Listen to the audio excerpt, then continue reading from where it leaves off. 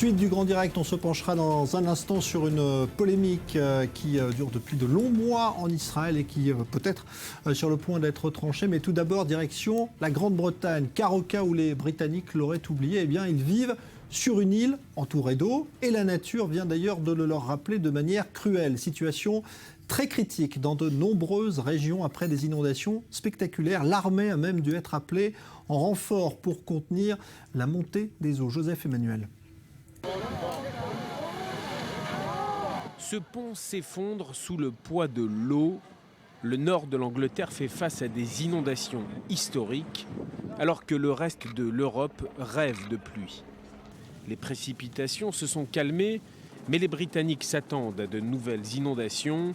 La tempête Frank arrive et on s'interroge de plus en plus sur l'efficacité des défenses contre les phénomènes météorologiques extrêmes. Des membres de la Royal Air Force ont été appelés en urgence. Les soldats préparent les sacs de sable et les hélicoptères les larguent ensuite le long des monticules de terre effondrés. Mais malgré tous les efforts déployés, ils sont nombreux, les Britanniques, à accuser le gouvernement de David Cameron. Ils l'accusent de négligence. Car au-delà des dégâts matériels, ce sont maintenant les pilleurs que l'on craint le plus et les citoyens s'organisent eux-mêmes. Au début, les gens avaient un peu l'air intimidés par nous, mais lorsqu'on leur expliquait qui nous étions, pourquoi on était là et ce que l'on faisait, rapidement, ils étaient plus chaleureux. Début décembre, la tempête Desmond s'abat sur le Royaume-Uni. Elle déverse des trompes d'eau, particulièrement sur le nord-ouest du pays. Plus de 60 000 foyers se retrouvent alors sans électricité. Rebelote, 3 semaines plus tard, en pleines vacances de Noël, les éléments se déchaînent encore.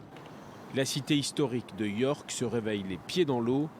Leeds ou encore Manchester sont également sous les eaux. L'histoire du pays regorge d'épisodes pluvieux extrêmes comme les inondations de 2013 ou 2014. Des épisodes parfois dramatiques comme en 1953, 300 Britanniques perdaient la vie. Mais la fréquence des récentes inondations interpelle les spécialistes de l'environnement. Et parmi ces spécialistes, le directeur de l'Agence pour l'environnement, Phil Deeley, il se retrouve sous le feu des critiques pour avoir passé les 2 dernières semaines sous le soleil des Caraïbes. Un débordement que les Britanniques pourraient considérer comme la goutte d'eau qui fait déborder la vase. Voilà donc pour cette situation très inquiétante en Grande-Bretagne où de nouvelles alertes météo ont d'ailleurs été déclenchées pour les jours qui viennent. On va maintenant